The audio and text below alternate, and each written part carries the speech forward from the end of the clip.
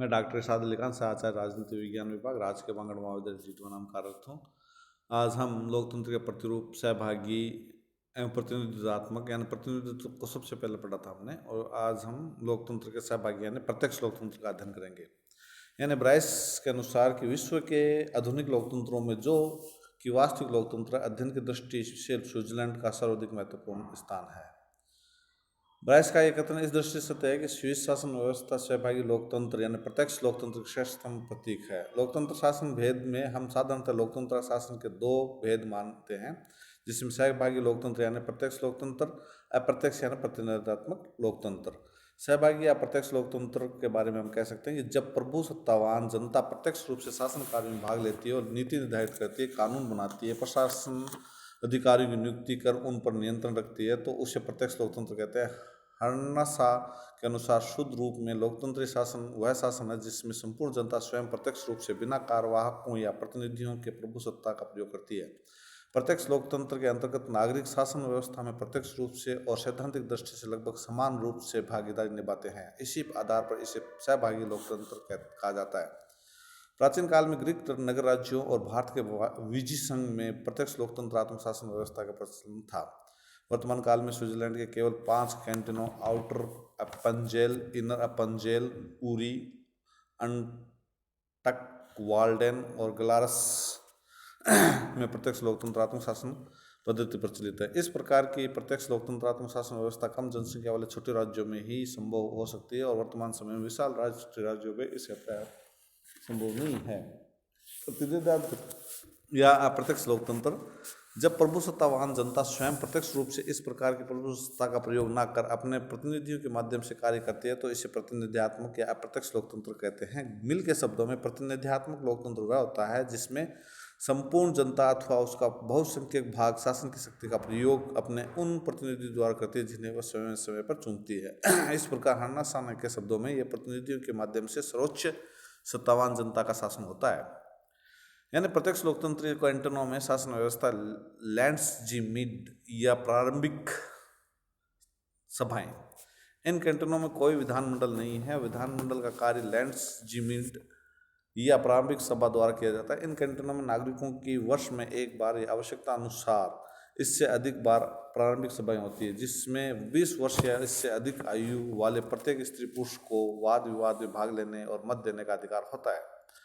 इस प्रारंभिक सभा को स्विट्जरलैंड में लैंड्सजीमिट कहा जाता है। इस सभा में अगले वर्ष तक के लिए प्रशासनिक कार्य चलाने हेतु एक कार्यकारिणी परिषद का चुनाव किया जाता है, जिसका प्रधान लैंड्समैन कहा जाता है।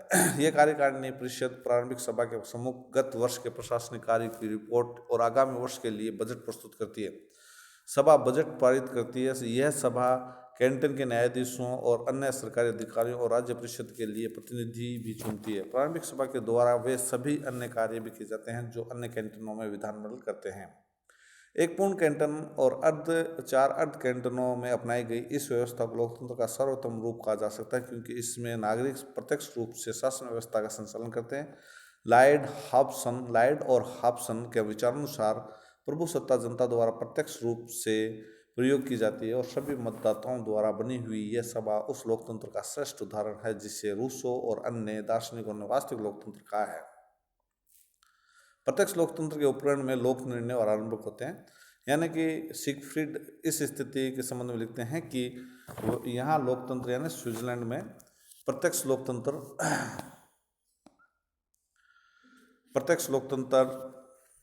ही रहता है। अपनी शक्तियां सौंपते समय स्विस जनता उन्हें त्याग नहीं देती। वह लोक निर्णय के द्वारा अंतिम शब्द और आरंभक की प्रक्रिया और द्वारा शायद प्रथम शब्द कहने का अधिकार सदैव अपने पास रखती है। लोक निर्णय और आरंभक को यद्यपि विश्व के कुछ अन्य क्षेत्रों में भी अपनाया गया है, जैसे संवैधानिक प्रश्नों पर लोक निर्णय स्विट्जरलैंड ने अमेरिकी संघ के मैसाचुसेट्स राज्य से ग्रहण किया। यहाँ वह 1778 से पूर्व प्रचलित था, लेकिन स्विट्जरलैंड में लोक निर्णय और आरंभ की पद्धतियों को इस सीमा तक अपनाया और विकसित किया गया कि वस्तुतः स्विस पद्धतियां ही हो गई है। लोक निर्णय या जनमत संग्रह। लोक निर्णय इस विचार पर आधारित है कि प्रत्येक कानून आवश्यक रूप से जनता की इच्छा की अभिव्यक्ति होनी चाहिए, इसलिए जनता को व्यवस्थापिका द्वारा पारित विधेयकों पर निषेधाधिकार प्राप्त होना चाहिए। लोक निर्णय का तात्पर्य यह है कि विधानमंडल द्वारा पारित कोई विधेयक कानून का रूप ग्रहण नहीं कर सकता जब तक कि जनता उसे स्वीकृति प्रदान न करे। अर्थात यदि जनता विधेयक को अस्वीकृत कर दे तो उसे रद्द समझा जाएगा। लोक निर्णय के दो रूप होते हैं, अनिवार्य और ऐच्छिक। अनिवार्य लोक निर्णय का आशय यह है कि विधानमंडल द्वारा पारित सब विधेयकों पर लोक निर्णय आवश्यक है और बिना जनता की स्वीकृति की ये विधेयक कानून का रूप ग्रहण नहीं कर सकते। ऐच्छिक लोक निर्णय का तात्पर्य यह है कि संविधान द्वारा निर्धारित जनता की एक निश्चित संख्या निश्चित समय के भीतर विधानसभा द्वारा पारित विधेयक पर लोक निर्णय की मांग करे तभी वह उसके लिए प्रस्तुत किया जाएगा, अन्यथा नहीं। यदि जनता द्वारा इस प्रकार की मांग न की जाए तो विधेयक बिना लोक निर्णय की स्वीकृत समझ लिया जाता है। आरंभक यानी इनिशिएटिव यानी लोक निर्णय जनता के कानूनों के संबंध में निषेधात्मक शक्ति प्रदान करता है और उससे इस संबंध में सकारात्मक शक्ति आरंभक के द्वारा प्रदान की जाती है।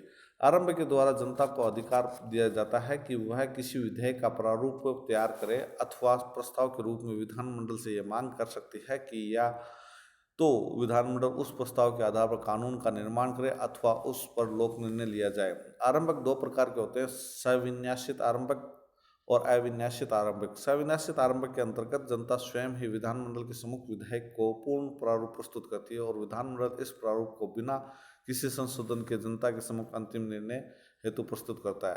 अविन्यासित आरंभक के अंतर्गत जनता विधानमंडल के सम्मुख कुछ निश्चित सिद्धांत रखती है। यदि विधानमंडल इन सिद्धांतों से सहमत होता है तो उसके आधार पर विधेयक निर्मित करता है और यदि विधानमंडल इन सिद्धांतों से असहमत हो तो इन सिद्धांतों को जनमत जानने के लिए प्रस्तुत किया जाता है। लोक निर्णय में जनता द्वारा इन सिद्धांतों को स्वीकृत कर लिए जाने पर विधानमंडल उनके आधार पर विधेयक का प्रारूप तैयार करता है और इस प्रारूप पर पूर्ण लोक निर्णय लिया जाता है। प्रत्यक्ष लोकतंत्र के इन उपकरणों की विशेष बात यह है कि स्विट्जरलैंड में इन उपकरणों को संघीय स्तर पर संवैधानिक संशोधन और सामान्य कानून के निर्माण दोनों के प्रश्न में अपनाया गया है।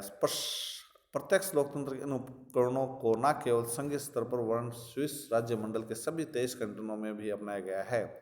यद्यपि विभिन्न कैंटोनों में इन साधनों को अपनाने की प्रक्रिया अलग अलग है।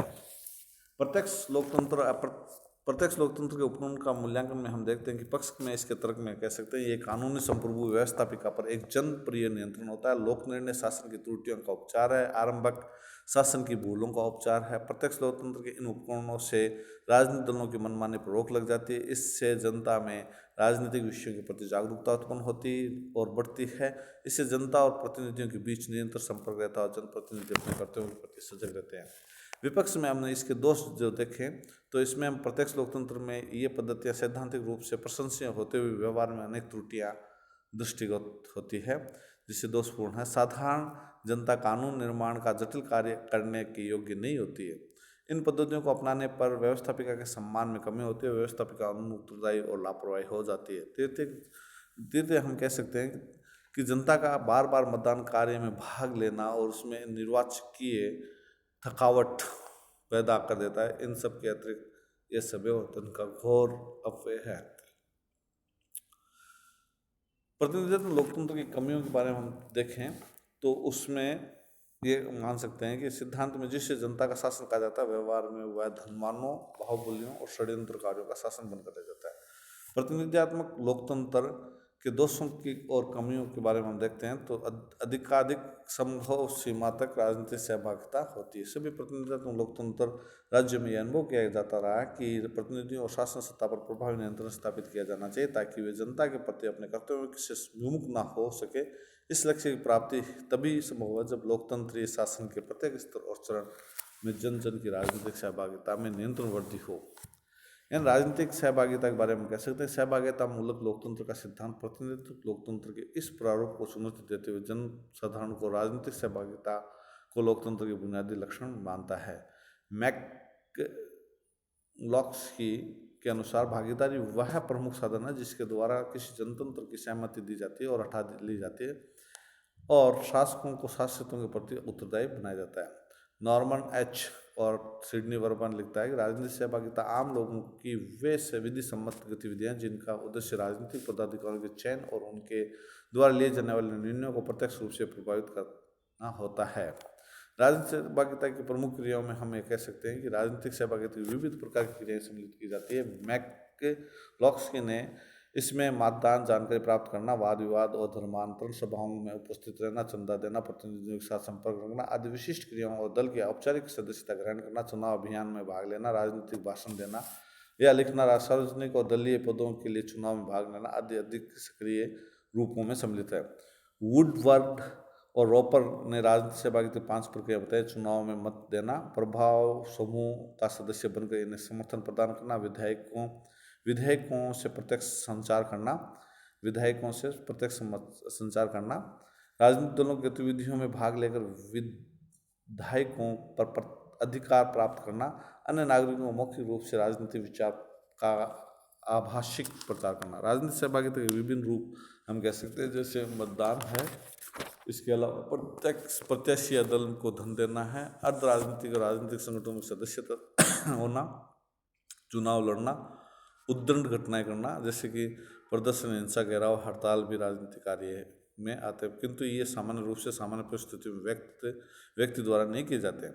राजनीतिक सहभागिता के आधार पर लोकतंत्र तभी स्वस्थ दिशा में आगे बढ़ सकता है जबकि चरित्रवान, विवेकशील और जन भावनाओं से ओतप्रोत व्यक्ति राजनीति में सक्रियता की स्थिति में अपनाए और राज्य व्यवस्था संवेदनशील हो। इस अध्याय में इतना ही। धन्यवाद।